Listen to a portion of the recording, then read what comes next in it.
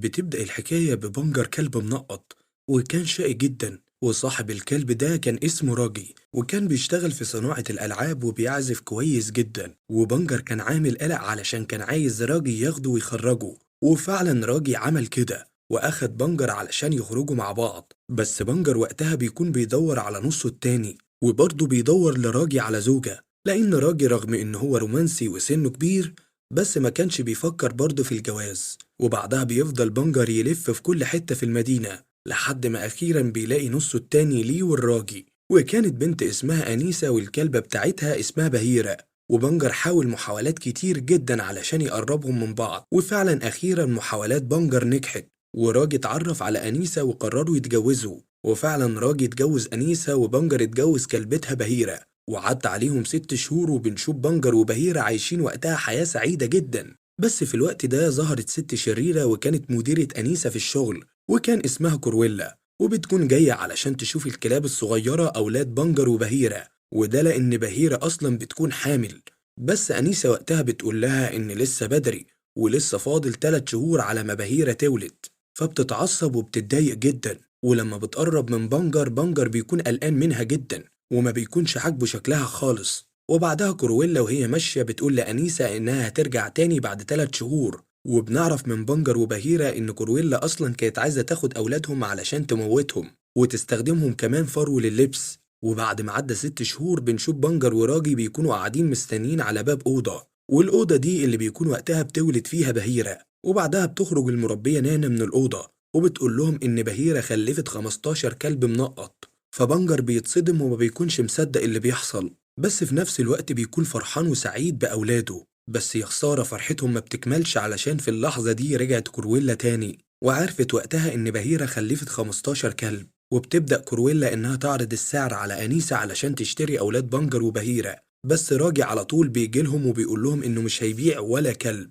فبتتعصب جدا من قرار راجي وبعدها بتهددهم وبتعلن الحرب عليهم. وبعدها عدى عليهم فترة وبنشوف بنجر وبهيرة وأولادهم بعد ما كبروا وبيكونوا قاعدين بيتفرجوا على التلفزيون مع بعض. وبعدها بشوية بنجر وبهيرة وأنيسة وراجي كانوا خارجين علشان يتمشوا، وطبعا الكلاب الصغيرة كانت في البيت مع المربية نانا. ووقتها بنكتشف إن في شخصين بيراقبوهم وكان اسمهم كاسبر وهراش. ولما اتأكدوا إن أنيسة وراجي مشيوا من البيت راحوا على البيت بتاعهم، ولما خبطوا على الباب فتحت لهم المربية نانا، بس قالوا لها إن هم من شركة الكهرباء. فعلى طول بتعترض المربية وما بترضاش تدخلهم، بس وقتها بيزقوا الباب وبيخشوا بالعافية. وبعدها بيحبسوا نانا في الأوضة وبيخشوا يسرقوا كل أولاد بنجر، وبعدها بيمشوا على طول وبيهربوا من المنطقة. ولما نانا عرفت تخرج من الأوضة جريت على طول تدور عليهم في الشارع، وكانت مصدومة إن كل الكلاب اتسرقت. وبعدها بينتشر الخبر في جرايد لندن بإن 15 كلب منقط اتسرقوا.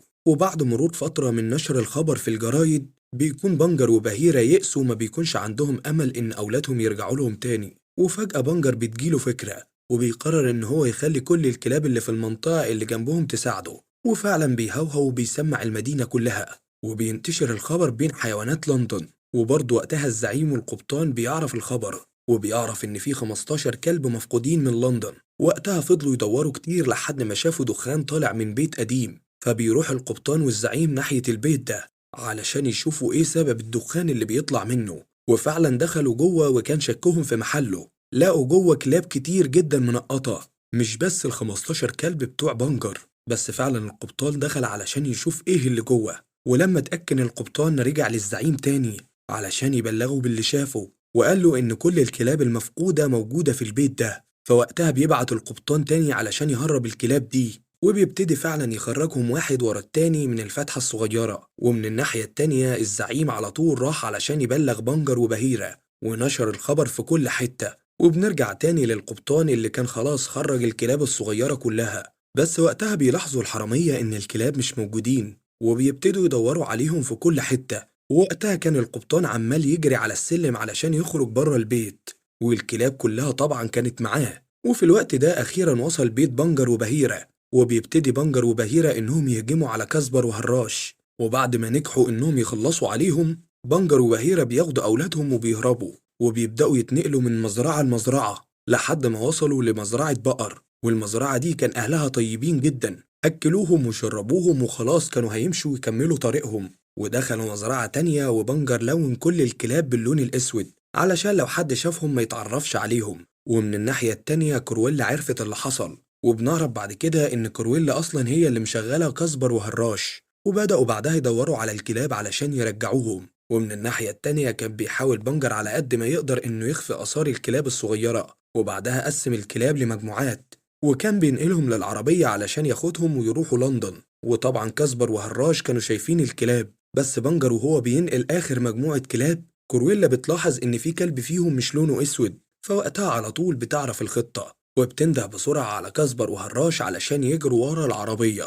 وفعلا جريت ورا العربية بتاعتهم وحاولت توقعهم من فوق الجبل، لكن كرويلا كانت غبية جدا وهي اللي وقعت من فوق الجبل. بس الحادثة دي ما أثرتش فيها وقامت رجعت تاني علشان تطاردهم، بس بعدها بشوية خبطت تاني في العصابة بتاعتها، والخبطة المرة دي كانت كبيرة جدا وقعتهم كلهم في التلج.